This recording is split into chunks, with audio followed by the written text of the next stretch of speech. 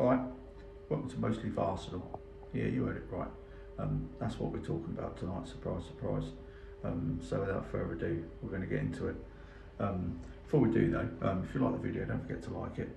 Don't forget to subscribe to the channel if you haven't seen this before, and don't forget to hit the notification bell. Right, VAR. Now, along with a lot of other football fans this weekend, the biggest problem I've got is why do referees look at some decisions on the pitch side monitor and not others? I found that the definitive explanation of how it goes down, and it goes like this. If the VAR believes an incorrect decision has been made by the referee on a subjective incident, the referee will watch the incident on a pitch side monitor to confirm that he will change his decision. I've got a bit of a problem with the wording of that. It also goes on to say a review will only be instigated by the VAR if he believes the decision is wrong. We'll come back to that in a little while. Now, I'm not going to use this as an excuse to jump on Stuart Atwell or Jared Gillett. Enough's been said about those two already. It's not just about them two, it's about the whole lot of them.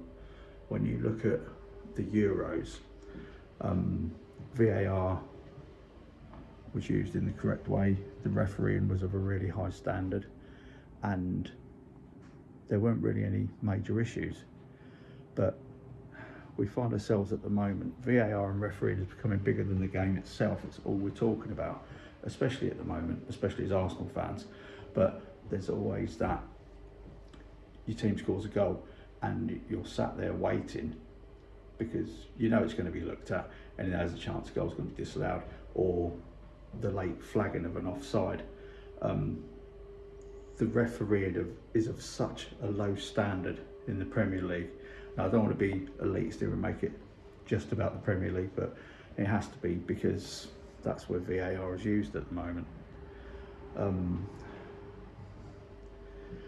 The technology itself, I think, is necessary. The speed of the game, the stakes and how high they are, it needs to be used, but it's being used in entirely the wrong way. It's been used for years in rugby, Hawkeye with tennis, but they look at black and white incidents. Is it over the line? Is it not? And essentially VAR is supposed to be used for, is it a goal or is it not a goal? Is it a red card or is it not a red card? It's not essentially used for tackles outside of the box, yellow cards, unless they're deemed to be of a nature serious enough to be reviewed, i.e. if it's violent, dangerous play. The problem I have with it, not that the referees in the Premier League have a huge amount of credibility, because I think they're all pretty much substandard, to be perfectly honest with you, but the major decisions are being taken out of their hands, and as it says in the rhetoric about VAR, the decision will be made by the VAR, not by the referee. Now, if I'm a referee and I've made a decision and somebody said you might have got that wrong, me being me and wanting to do my job to the best of my ability, I'd want to go and have a look at that screen anyway to see what they're looking at, see if I could say myself, yeah, all right, I've made a mistake there, not to be pointed over there by somebody else that's sat looking at the screen. I know they've got a better view and they've got different camera angles, but I'm just saying that if somebody was querying one of my decisions, I'd want to be straight over there looking at it as a matter of course, not because they've told me to go and look at it. Now, another problem I've got is the lack of communication. Now, I don't expect the refs to be mic'd up like they are in rugby, because as we all know, rugby players don't swear at refs, or if they do, they have a lot more respect for the referees than footballers do.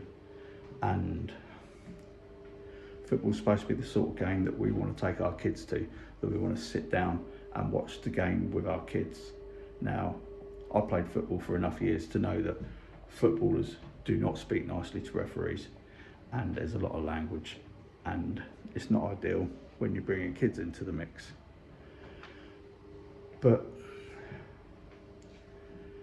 you look at after the game, players, managers will come out, they'll speak to the press, and if they've had a bad game, or as a manager, if they've made a few bad decisions, tactical choices, whatever, they're expected to face up to the press. Why are referees not held accountable to the same standards?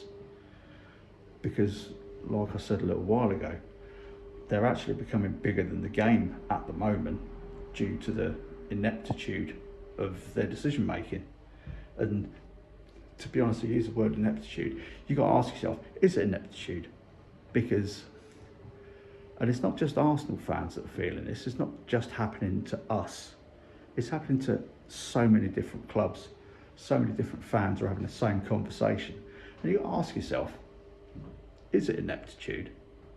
Or is there something deeper lying that's going on? You know, I know I sound a little bit tinfoil hat talking like this, but you just don't know.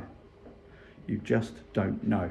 And another thing, with the wording, where it says the referee will watch the incident on a pitchside monitor to confirm that he will change his decision. Maybe that explains why only one ref this season has actually stuck with his decision after looking at the screen on the pitch side. Is it that they're expected to change their decision because they've been told that they're wrong? Or is it that, I mean, the wording would be better if they were to say the referee will watch the incident on a pitch side monitor to confirm he's got the decision right, or to see if he wants to change his mind. Because ultimately it should be down to the referee. Now, there's certain things that could be done to change how this process works. Like I said, in the Euros, it worked brilliantly. The refereeing was a really high standard. The VARs were of a high standard, and VAR didn't really come into the equation that much. Could it be that maybe we go back to an idea that was thrown around a few years ago about having more than 2 assistant referees? Maybe having 4, so you got 2 down each side, or maybe even 6, so you got a couple behind the goals as well. I don't know, but you know, something needs to be done, because the way the system is being worked at the moment, it's too open to corruption. If somebody's got an agenda against a certain side or against a certain nation, you know, there's no camera on the person who's doing the VAR. They're just sat in this room on their own watching the game. They don't seem to be held accountable in the same way that a referee is. Don't get me wrong, I don't really like refs, but they've got an incredibly fucking difficult job. They're there in front of 60,000 people and the millions that are watching it on TV, and they got to live or die by their decisions. I just don't know. But from the point of view of a gooner, you look at some of the decisions this season that we've had, when Bukayo Saka got took out against Crystal Palace, I can't remember who that was now, or when Tomiyasu got stamped on against Everton. Like, that's there on video, crystal clear as day, and nothing was done about those challenges. And then you got the ones on Saturday, regardless of whether you think Granit Xhaka's challenge on Bernardo Silva or Ederson's challenge on Odegaard, whether you think they were fouls or not, there is absolutely no way that the referee should be asked to look at one and not the other, because they were both contact in the box. I don't know what else to say, really.